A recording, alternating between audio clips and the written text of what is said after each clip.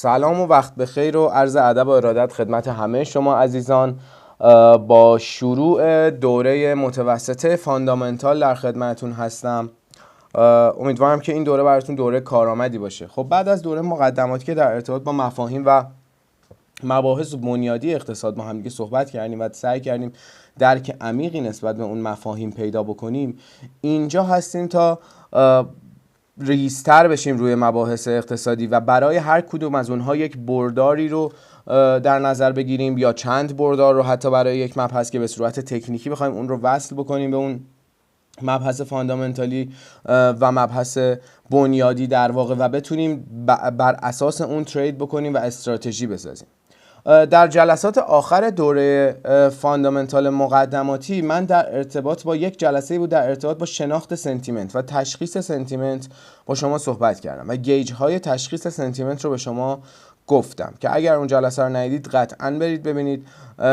عزیزانی هم که توی دوره مقدماتی نبودن که فکر می‌کنم 1 الی 2 نفر هستن میتونن اون جلسه رو استثناءً از سرویس ما تهیه بکنن که راجع به سنتیمنت کاملاً آگاهی داشته باشن و بتونن سنتیمنت رو تشخیص بدن. خب یک نکته خدمتتون عرض بکنم در ارتباط با کلیت دوره متوسطه فاندامنتال مجموعه MACM. ببینید ما دونه دونه اسست ها رو در طول این دوره با همدیگه بررسی خواهیم کرد. چگونه طلا ترید کنیم، چگونه نفت ترید بکنیم، چگونه شاخص های بورسی رو ترید بکنیم. به صورت اسپسیفیک احتمالاً و مشخصاً وارد نمیشیم یک شاخص بورسی رو که مثلا دکس چطوری ترید بکنیم یا فوتسی چطور ترید بکنیم، ولی روی هم رفته توضیحاتی خواهیم داد در ارتباط با اقتصاد بریتانیا، روندی که شاخص فوتسی داره، عوامل تاثیرگذار روی شاخص فوتسی. ولی اونجوری نیست که به صورت تخصصی مثل ورکشاپ نزدک بیام بگم ما نزدک رو به این ترتیب ترید کنید، کش اوپنش اینطوریه، تایم اوپنینگش اینطوریه، آناتومی حرکتیش به چه ترتیب هست از لحاظ کندل شناسی و. پس در این دوره با هم دیگه بیشتر میخوایم مهارت ترید کردن رو بر اساس نکاتی که یاد گرفتیم بررسی بکنیم. این جلسه هم من میخوام در ارتباط با اهمیت نکاتی که تا به الان در ارتباط باهاش با هم دیگه صحبت کردیم باهاتون صحبت کنم. خب ببینید مهمترین چیزی که شما در دوره متوسطه مجموعه MACM بعد روش مسلط باشید و ما تمام تلاشمون رو میکنیم این هست که یک مشکلی که برای تمام تریدرها وجود داره برای شما پیش نیاد. مشکل کدوم مشکل؟ مشکلی که میره فارکس فکتوری باز میکنه، دیتای اقتصادی اومده بالاتر از انتظارات اومده، بالاتر از انتظارات مارکت اومده و میبینه حرکت عکس نشون میده و نمیدونه چیکار بکنه. ما میخوایم باز بکنیم که اینو شما چطور خودتون متوجه شید بدون کمک ما که به چه سمتی قرار هست حرکت بکنه. نکته بعدی که میخوایم توی این دوره با هم دیگه صحبت بکنیم اندیکاتورها و بردارهایی هست که بسیار روی اسست های مختلف تأثیر گذاره، مثل شاخص های ولاتیلیتی مثل VXN، OVX، GVZ و VIX و این شاخص های ولاتیلیتی رو میخوایم بررسی بکنیم برای پیدا کردن نقطه ورود و سنتیمنت شیفت های احتمالی. نکته بعدی که با هم دیگه بررسی خواهیم کرد در دوره متوسطه فاندامنتالی این خواهد بود که کدوم اخبار برای شما سنتیمنت شیفت ایجاد میکنه که من سنتیمنت شیفت رو این جلسه کاملا قضیهش رو باز میکنم با مثال که چی هست و چگونه میتونه یکی از ابزار و المانهای سازنده استراتژی ترید کردن ما باشه. نکته بعدی پس اینکه کدوم اخبار مهمن، اینکه تأثیر اخبار به چه صورت خواهد بود، بازار نرخ‌های بهره ریت مارکت سونیا، فیوچرز یورو دلار، فیوچرز جفت ارزها رو با هم دیگه بررسی خواهیم کرد، عوامل تاثیرگذار روی طلا، تمامی عوامل تاثیرگذار از لحاظ فاندامنتال روی طلا، تمامی عوامل تاثیرگذار روی استی مثل نفت، نقش کامودیتی ها در پیدا کردن سنتیمنت، ابزارهای مثل انتظارات تورمی 5 ساله، 10 ساله، 2 ساله و تأثیراتش در اقتصاد، بازدهی های اوراق قرضه 5 ساله، 10 ساله، 20 و 30 ساله، منحنی بازدهی رو خیلی عمیق‌تر و با جزئیات بیشتری باز خواهیم کرد که بتونید بر اساسش ترید کنید. مثلا برای مثال اگر شرایطی که منحنی بازدهی به صورتی هست که بلیش خیلی بزرگ میشه به سمت پایین میاد، چرا نشونه مثلا یک شرایط رکود تورمی میتونه باشه و چه زمانی فلت شدنش نشونه چه موضوعی هست و تمامی این المان ها رو ریز به ریز باهاتون بررسی خواهیم کرد و با هم استراتژی خواهیم ساخت و تمام تلاشمون رو کردیم که توی جلسات طوری بررسی بکنیم که راجع به هیچ استی هیچ نکته‌ای نباشه که شما ندونید راجبش. یعنی در ارتباط با فرانک سوئیس، در ارتباط با دلار امریکا، در ارتباط با اسدهای مختلفی که داخل بازار فارکس ترید میشن، یعنی چه از ارزها بگیر، چه از شاخصهای بورسی بگیر، چه از کامودیتی ها بگیر، چه از بازار سهام بگیر، تمامی این اسید ها یک سری بردارها و المان های فاندامنتالی روشون تأثیر دارن که شما میتونید به صورت چارت و تکنیکی ببینید این بردارها رو. و ما داریم توی دوره متوسطه تمام تلاشمون رو میکنیم که هیچ برداری باقی نمونه. بازار کالا هم بازار کامودیتی هاست منظورم دیگه. تمامی این اسید ها رو بتونید با بردارهایی که عملی هستن دیگه ترید بکنید، یعنی نکته باقی نمونه. یک نوید رو هم بهتون میدم به همه حالا بچه‌هایی که داخل MACM هستن.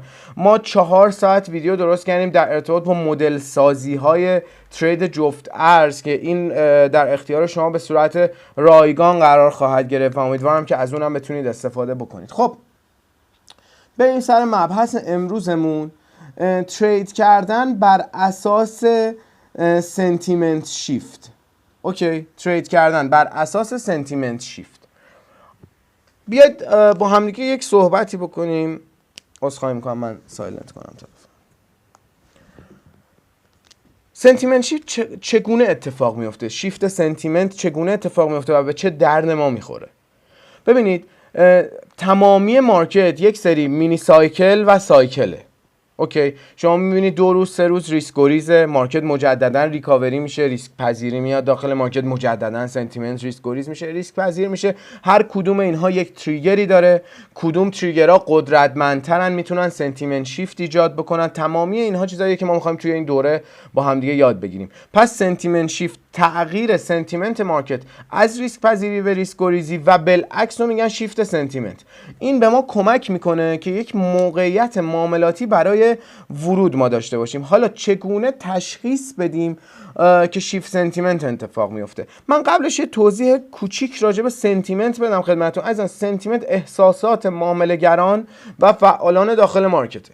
حالا ابزارهای مختلفی برای شناخت و پیدا کردن سنتیمنت داریم که ما در دوره مقدماتی به اون ابزارها به صورت اولیه اشاره کردیم. حالا میخوایم با استفاده از اون ابزارها بیایم استراتژی معاملاتی درست بکنیم برای خودمون و بذاریم روی بیس و هسته استراتژی ما.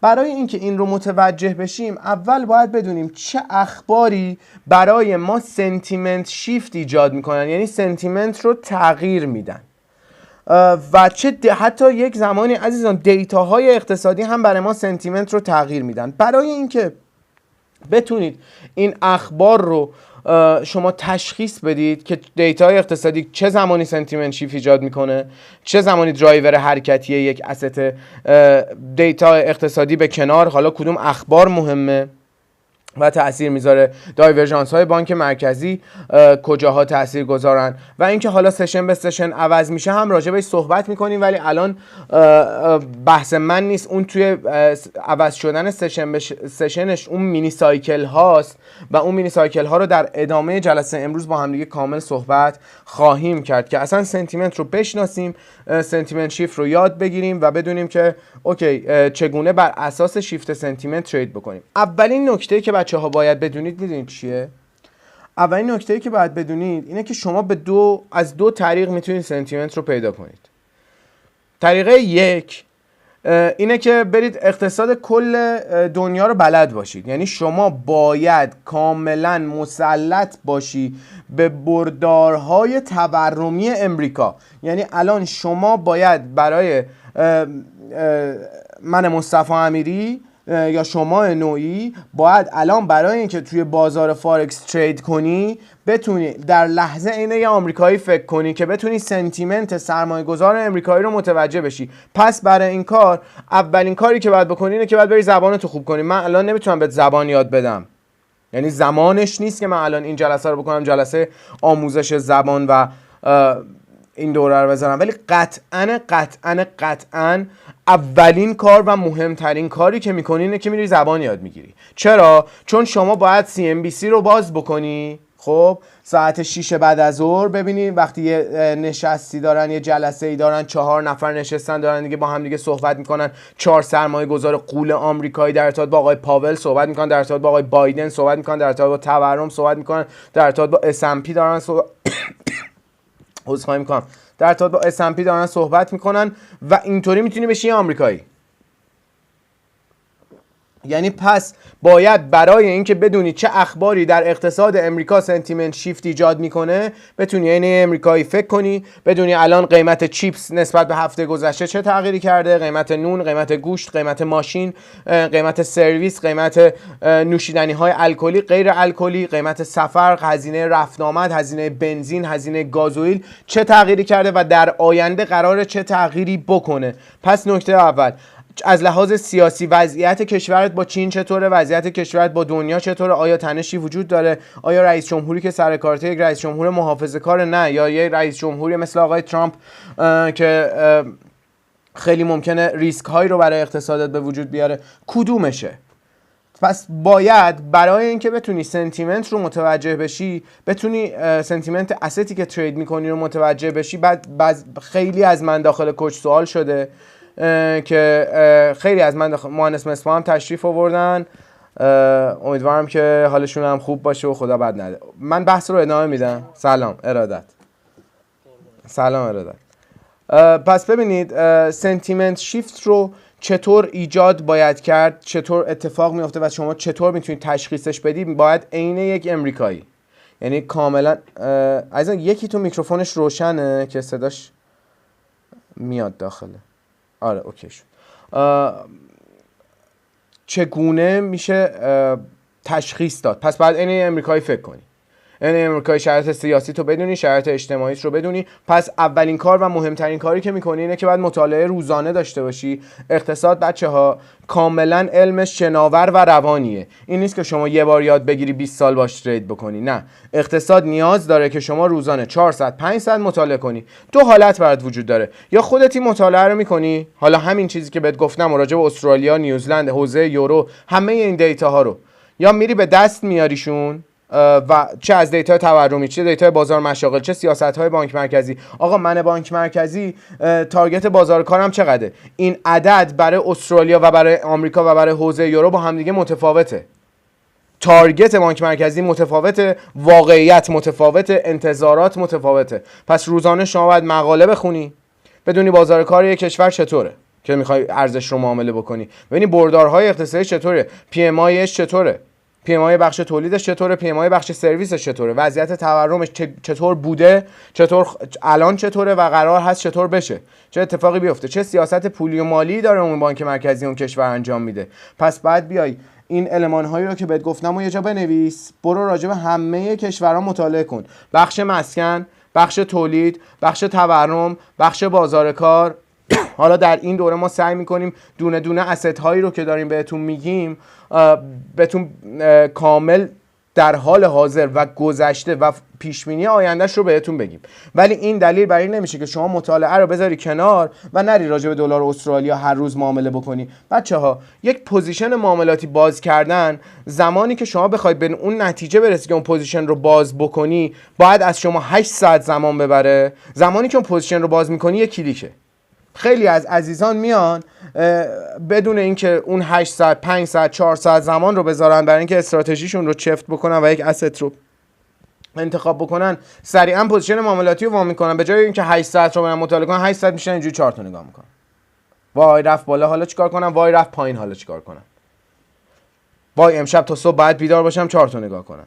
خب این ترید نیست دیگه. اینی که شما چیزی که جا افتاده که اکثر عزیزان انجام میدن، این ترید کردن نیست عزیزان، این اشتباهه در ترید کردن. پس اولین نکته‌ای که باید بهش دقت بکنی اینه، شما نیازمند این هستی که روزانه مطالعه کنی. حالا دو راه داری، یا زمان میذاری مطالعه رو میکنی، یا میای مثلا از یه ترمینالی مثل MACM استفاده میکنی، میگه خب آقا MACM به من این دیتا رو به صورت روزانه راجع به ارزها و اسست های مختلف میده. پس من میام از MACM استفاده میکنم، از لحاظ فاندامنتالی یک مقداری ازش دیتا آپدیت شده میگیرم، ولی فهم اون دیتا چطور اتفاق میفته، فهم اون دیتا با این دوره اتفاق میفته. پس برای اینکه شما متوجه بشی سنتیمنت یک ارزی که معامله میکنی چه اخباری روش مهمه، چه اخباری اون سنتیمنت رو تغییر میده و چه دیتای اقتصادی روش فوکس هست، چه زمانی سیاست پولی بانک مرکزی روش فوکس، دیتا نیست، چه زمانی دیتا اقتصادی روش فوکس، سیاست دیگه مهم نیست و تمامی اینها رو بدونی، عذرخواهی میکنم، لازمه که عین یک استرالیایی فکر کنی، عین نیوزلندی فکر کنی، عین یک نفر که داخل آلمان زندگی میکنه فکر کنی و بدونی ریسک های در مقابل اقتصاد چیه، وضعیت اوراق قرضه کشور چطوریه، وضعیت شاخص بورسی کشور چطوریه، تورم چطوریه، بازار مشاغل چطوریه، بخش مسکن چطوره، بخش تولید چطور داره کار میکنه و روی هم رفته تمامی این دیتا ها رو بذاری کنار هم دیگه. بعد ببینی بانک مرکزی چه دیدگاهی داره نسبت به این، بعد بیای بگی توی سایکل اقتصادی من در کجای سایکل اقتصادی هستم، در کدوم سایکل اقتصادی ارز من تقویت میشه، تراز تجاری چطوره، با کشورهایی که مراوده صادرات و واردات داریم چه اتفاقی قراره بیفته و چه چیزایی رو صادر میکنی، چه اسست هایی رو وارد میکنی و تراز تجاریت به چه صورت هست، نرخ مبادلت به چه صورت هست و تمامی اینها رو بذاری کنار هم، راجع به همه کشورها این دیتا رو داشته باشی و حالا بشینی پای ترید کردن. یعنی یه روز رو شروع کنی، حالا شروع کنی مثلا یه مقاله بلومبرگ رو راجع به استرالیا داری میخونی، همین که داری راجع به استرالیا میخونی دیگه برات دید ایجاد میشه که RBA هفته آینده جلسه داره چیکار قراره بکنه، RBNZ آیا آخر 2021 فلان کار رو انجام میده یا نه میذاره 2 ماه بعد توی 2022 فلان کار رو انجام میده. تمامی این دید رو از کجا پیدا میکنی؟ تمامی این دید رو از کجا پیدا میکنی؟ از اینکه اون اقتصاد رو کامل بلد باشی. پس شما نیازمند ساعت ها مطالعه در طول روز داری برای اینکه ترید کنی. این نکته اول. اگر میخوای دیلی ترید کنی، اگر میخوای سوینگ ترید کنی، یه مبحث دیگه است. برای ترید سوینگ شما یک بار مطالعه میکنی، یک 3-4 ساعت زمان میذاری، یه پوزیشن باز میکنی، 3 تا اوردر میکنی، مدیریت ریسک تو بررسی میکنی، میری. یه روزی یه بار ترمینال MACD رو باز میکنی، میبینی اتفاق خاصی افتاده نیافتاده، سنتیمنت شیفت خاصی ایجاد شده نشده یا فلان. پس برای اینکه بتونی دیلی ترید بکنی قاعدتا شما باید روزانه وقت زیادی رو به مطالعه، بررسی اختصاص بدی که بتونی بفهمی چه خبری مهمه، چه دیتایی مهمه، درایور حرکت و قوی شدن اون ارز چه میزانه، چقدر اخبار خوب داخل اون ارز پرایس شده و چقدر اخبار خوب داخل اون ارز پرایس نشده. یک هفته هم از این وضعیت دور بمونی دیگه نمیتونی اون ارز رو ترید بکنی، دوباره باید بیای چند ساعت مطالعه بکنی اون هفته‌ای که گذشته رو تا بتونی راجبش دیتا کسب کنی. خب این نکته اول در ارتباط با اینکه شما چطور متوجه بشی چه خبری مهمه.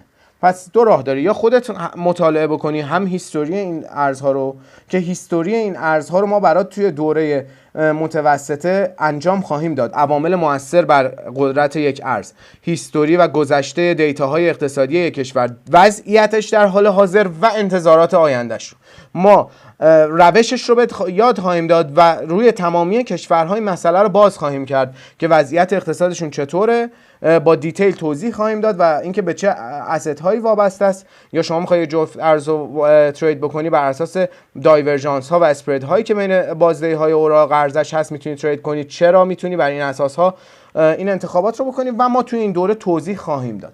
و نکته بعدی هم اینه که یا اینکه بیای از یه ترمینال خبری مثل ترمینال MACM استفاده بکنی که ترمینال MACM اون تحلیل رو بهت بده و فهم اینکه اون چرا اون تحلیل چنین اتفاقی براش افتاده، افرادی که اومدن اینجا دارن توی این جلسه شرکت میکنن دوست دارن که اون رو بفهمن و خودشون بتونن تحلیل کنن. پس تفاوت شما اینه و اتفاقی که قرار براتون بیفته این اتفاق هست که شما دیگه خودتون بتونید این کار رو بکنید، کاری که ترمینال MACM براتون انجام میده. اوکی.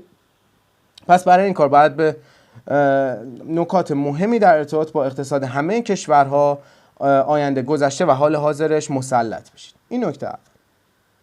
پس جواب این سوال که آقا چه خبری امیری سنتیمنت شیفت ایجاد میکنه اینه.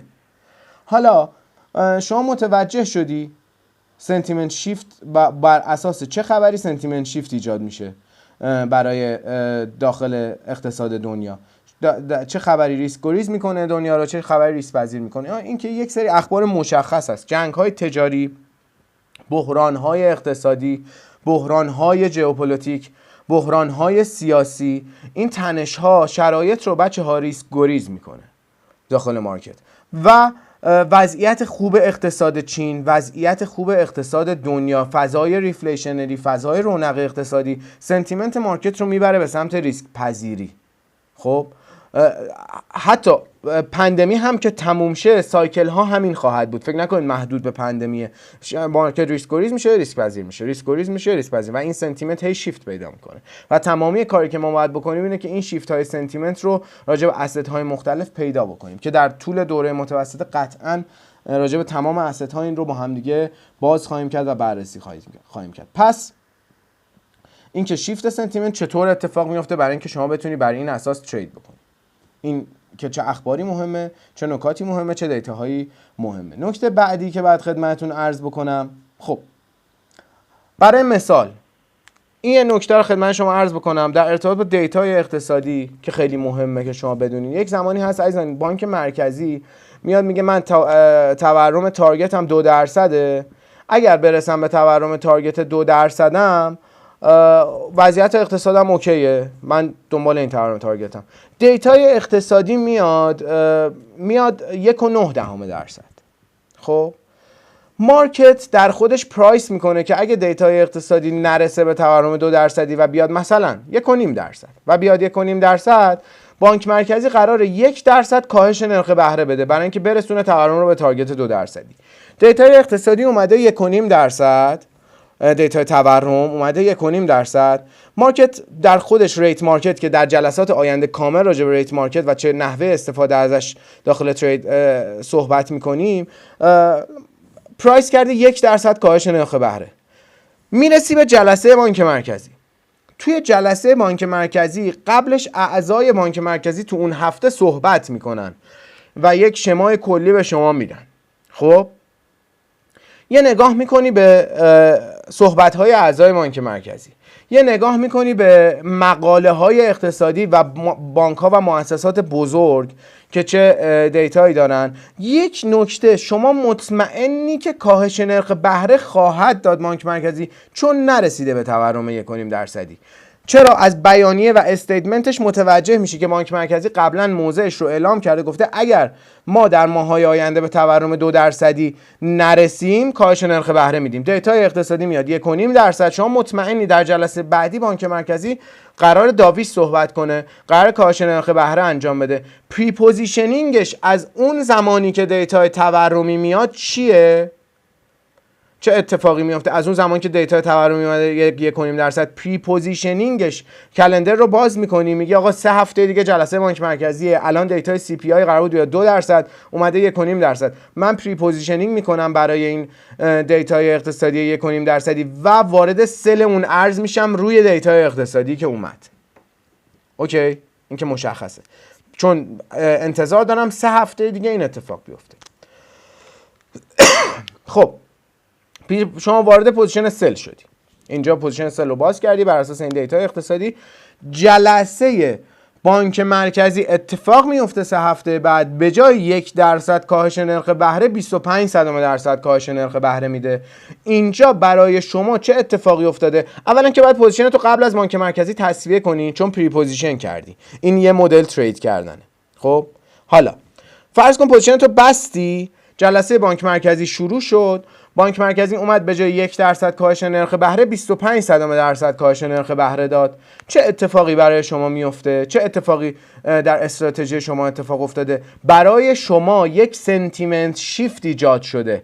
خبر خاصی نیامده، اتفاق خاصی داخل دنیا نیفتاده، ولی سنتیمنت اون استی که شما داری ترید میکنی و منتظر جلسه بانک مرکزی بود مارکت که 1% کاهش نرخ بهره بده، بانک مرکزی اومد با کاهش 25% یک سنتیمنت شیفت ایجاد کرد.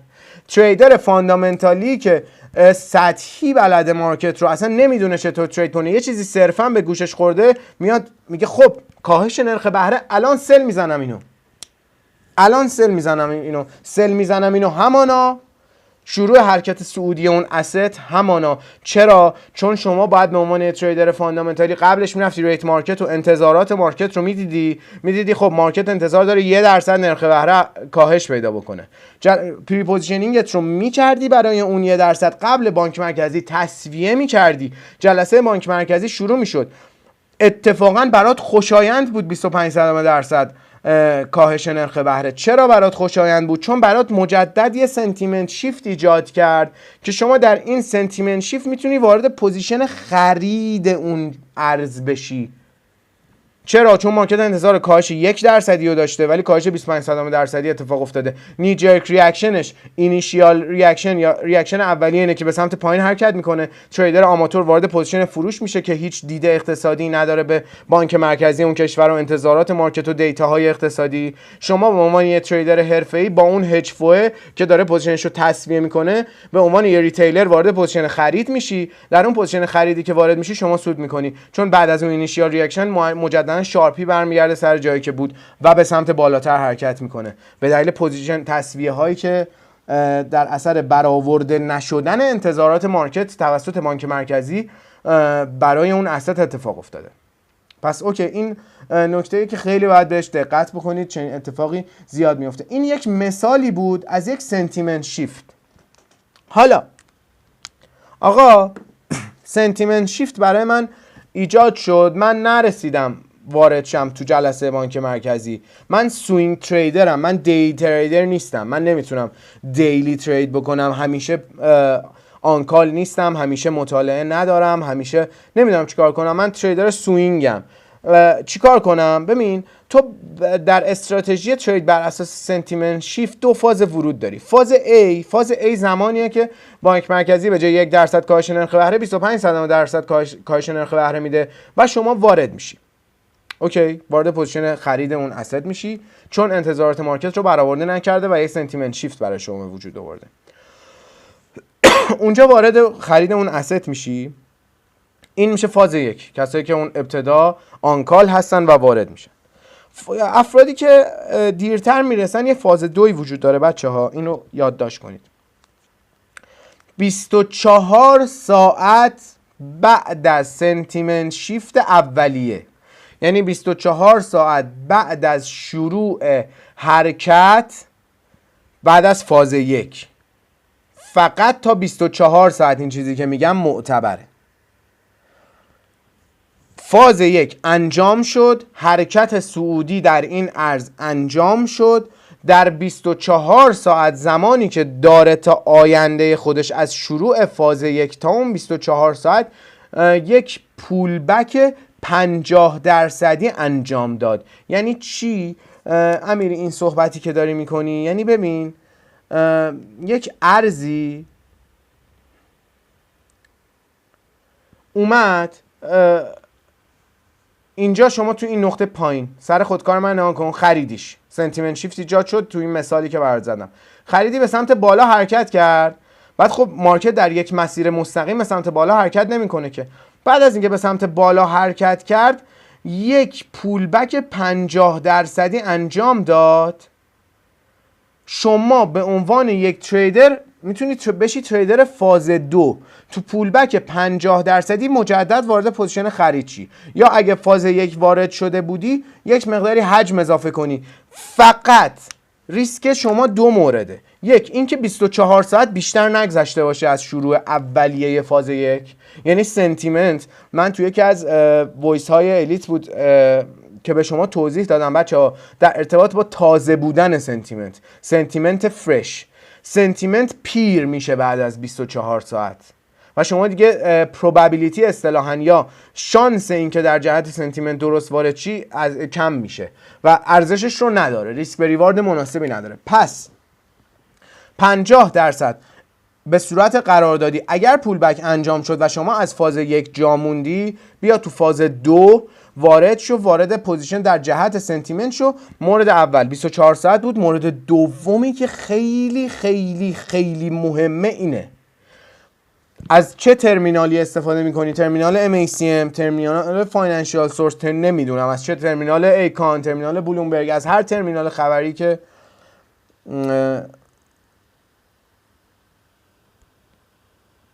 الان توضیح میدم. یکم توضیحات نامفهومه، الان توضیح بیشتر میدم. از چه ترمینالی استفاده میکنی؟ از هر ترمینالی که استفاده داری میکنی باید نگاه بکنی خبری اون سنتیمنت رو تغییر نداده باشه. جناب علیرضا میکروفونتون رو باز میکنید، سوالتون رو بپرسید.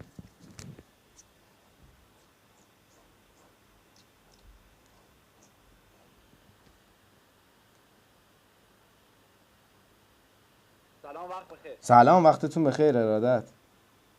یکم امشب اصلا مسائل اصلا ربطی به هم ندارم، اصلا از این شاخه میبینید اون شاخه اصلا کلا نامفهومه برام. مفهوم، مطالب نامفهوم. من از شاخه به شاخه نمیپرم. ترید بر اساس سنتیمنت شیفت رو دارم به شما میگم. شاید خیلی تند توضیح دادم. یکم اصلا کلا گیج شدیم، نفهمیدیم چی شد. همه دوستان همین نظر رو دارن. یه توضیح من بدید که من یه تغییرات ایجاد بکنم اگر همه دوستان همین نظر رو دارن. اگر نه که من مجدد توضیح بدم. از ابتدا من توضیح میدم. خب همه دوستان جناب آقای علیرضا این نظر رو ندارن، ولی من برای اینکه حالا شما هم بتونی در جریان قضیه قرار بگیری مجددا توضیح میدم این مطلب رو. اصلا مهم نیست. سلامت باشید. من قطعا دوباره توضیح میدم، هم برای دوستان بیشتر جا بیفته هم برای شما. از ابتدای جلسه که آغاز کردیم یک توضیح کلی دادیم در ارتباط با اینکه در دوره متوسط ما بر چه اساسی صحبت خواهیم کرد. حالا اون اصلا اهمیتی نداره، اون رو رها بکنید. شروع کردم براتون در ارتباط با سنتیمنت شیفت صحبت کردم. شما سنتیمنت شیفت آقای علیرضا متوجه شدید که چیه؟ اینکه سنتیمنت از ریسک پذیری به ریسک گریزی تغییر میکنه، از ریسک گریزی به ریسک پذیری تغییر میکنه. یک سری سایکل و مینی سایکل داره. خب برای اینکه سنتیمنت شیفت به شما چه کمکی میکنه؟ به شما یک موقعیت معاملاتی میده. درسته؟ با من همراه میشی آقای علیرضا که ما هم دیگه بریم جلو؟ سنتیمنت شیفت به شما یک موقعیت معاملاتی میده. درسته؟ یعنی تغییر سنتیمنت به شما یک موقعیت معاملاتی میده. من یک مثال برای شما زدم از یک مثالی که وجود خارجی نداره. گفتم یک جلسه بانک مرکزی اتفاق افتاده، یک دیتا جلسه بانک مرکزی اتفاق افتاده. در اون جلسه بانک مرکزی میگه تورم تارگت من 2%. خب اتفاقی که میفته اینه که یک دیتای تورمی و CPI منتشر میشه. میاد چقدر؟ میاد 1.5%. درسته؟ کمتر از انتظارات اومده، کمتر از تارگت بانک مرکزی اومده. درسته؟ خب بازار معتقده 3 هفته دیگه که جلسه بانک مرکزی اون کشور X هست، خب باید کاهش نرخ بهره در اون جلسه صورت بگیره چون بانک مرکزی به تورم تارگتش نرسیده. درسته؟ خب پس شما میای بر اساسش روزی که دیتای CPI منتشر میشه پری پوزیشنینگ انجام میدی، اون asset رو میفروشی چون اعتقاد داری که اون بانک مرکزی قرار کاهش نرخ بهره بده در 3 هفته دیگه. درسته؟ این که همه چی اوکی. وارد شدی میرسی به سر جلسه بانک مرکزی. خب سر جلسه بانک مرکزی شما پوزیشنت رو تصفیه میکنی، میای بیرون. یعنی باید نه این یه مثاله. باید بدونی که روند قبلی بانک مرکزی، بیا ابتدای جلسه رو یه بار دیگه گوش کن. باید بدونی که روند قبلی بانک مرکزی چی بوده، چه چیزی میخواسته که بتونی تشخیص بدی در آینده قراره چه اتفاقی بیفته. حالا قانونی که پری پوزیشنینگ داره اینه که شما موقعی که میرسی به زمان اون اتفاق، خب حالا جلسه بانک مرکزی، انتشار دیتای NFP، هر چیزی که هست، موقعی که میرسی به زمان اون اتفاق اون پوزیشن رو تصفیه میکنی. پری پوزیشنینگ کردی دیگه، یا از قبل پوزیشن گرفتی. پس قبل از جلسه، بله از 3 هفته قبل که دیتای CPI کمتر از انتظارات اومد، شما تشخیص دادی که جلسه بانک مرکزی بعدی که 3 هفته بعد خواهد بود قرار کاهش نرخ بهره صورت بگیره. اومدی چیکار کردی؟ اومدی اون ارز رو فروختی. خب 3 هفته هم پوزیشنت باز بود، یه روند 200 پی پی 300 پی پی گرفتی، رسید به روز جلسه بانک مرکزی. خب در روز جلسه اونجا معاملتون میبندی چون بر اساس پری پوزیشنینگ گرفتی. حالا میریم سر صحبت اصلیمون که سنتیمنت شیفته. خب بانک مرکزی مارکت در خودش 1% کاهش نرخ بهره رو پرایس کرده. اوکی، مارکت انتظار داره که 1% کاهش نرخ بهره بده بانک مرکزی، که حالا ما گیج ها رو اینها رو به صورت کلی، به صورت جزئی در جلسات آینده میگیم که چطوری شما متوجه بشی که مارکت 1% انتظار کاهش نرخ بهره داشته. اوکی، نگران این نباش اگر نمیدونی از کجا متوجه میشی. خب من دارم استراتژی رو توضیح میدم.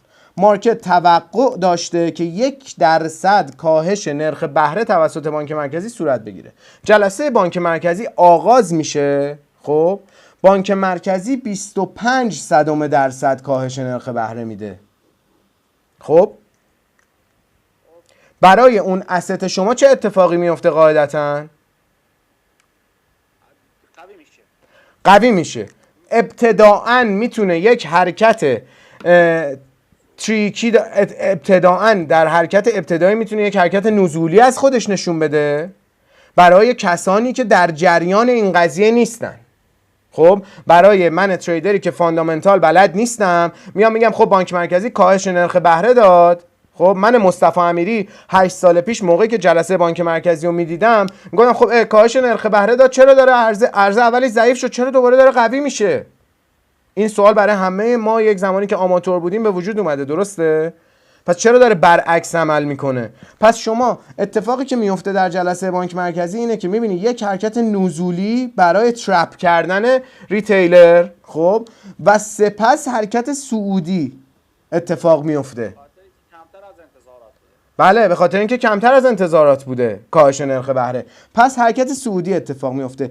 این اتفاقی که میفته مارکت انتظار داره 1% کاهش نرخ بهره بده ولی 25% کاهش نرخ بهره میده بانک مرکزی، بهش میگن یک سنتیمنت شیفت. اوکی، یک تغییر سنتیمنت برای شما اتفاق میفته که شما در این تغییر سنتیمنت یک موقعیت معاملاتی داری که وارد پوزیشن خرید این ارز بشی.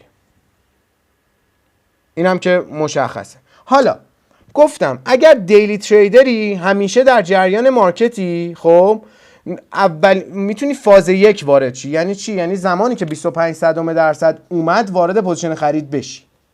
خب یا میتونی یا میتونی تو فاز 2 وارد بشی، یعنی بذاری 50% برگرده از اون حرکت صعودی که انجام داده، 50% برگرده تو فاز 2 وارد بشی. حالا گفتم فاز 2 تا خطر داره.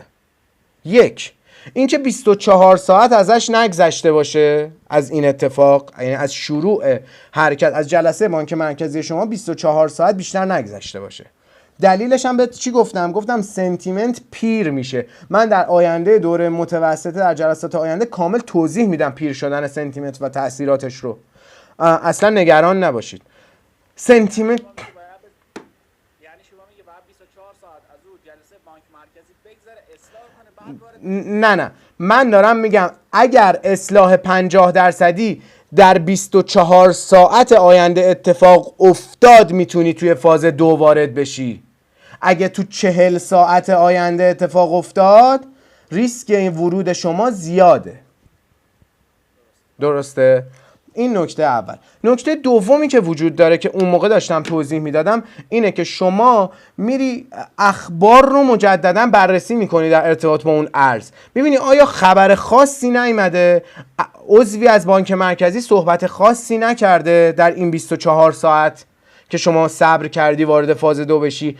اگر سنتیمنت تغییری نکرده بود و کسی از اعضای بانک مرکزی اون واقعیت دلیل ورود شما رو تغییر نداده بود، میتونی توی فاز 2 ورود بکنی. حالا شما یک نفری هستی که توی فاز 1 ورود کردی، خب تو فاز 2 موقعی که 50% اصلاح میده و سنتیمنت تغییری نکرده میتونی حجم اضافه کنی به تریدت. اوکی، میتونی در سود تریدت نقطه اولت میشی توی نقطه دوم حجم اضافه کنی به ترید. میتونی نقطه دوم هم یه حجم دیگه وارد شی علاوه بر نقطه اولت. اوکی، پس این یک نکته‌ای که باید بهش دقت بکنید در ارتباط با سنتیمنت شیفت. این یک مثالی بود که من ترید کردن بر اساس سنتیمنت شیفت رو به شما بگم. مطلب اگر جا افتاده برم بحثمو ادامه بدم. فداتون بشم جناب آقای علیرضا. هر کدوم از دوستان هر سوالی داشتید به هیچ عنوان هیچ گونه تردیدی در پرسیدنش نکنید. قطعا در خدمتتون خواهم بود و تا صبح هم قرار باشه اینجا با هم براتون توضیح بدم. قطعا این اتفاق خواهد افتاد و وظیفه منه که اینجا به شما توضیح بدم تا برای تک تک شما این مطلب مفهوم بشه. خب حالا شما ترید بر اساس سنتیمنت شیفت رو انجام دادی، یک نمونهش رو دیدی، یک نمونهش رو من بهت الان مجددا میگم که بدونی چطور باید این ترید رو انجام بدی. بریم یه بررسی اجمالی داشته باشیم روی خب اسکرین من رو دارید؟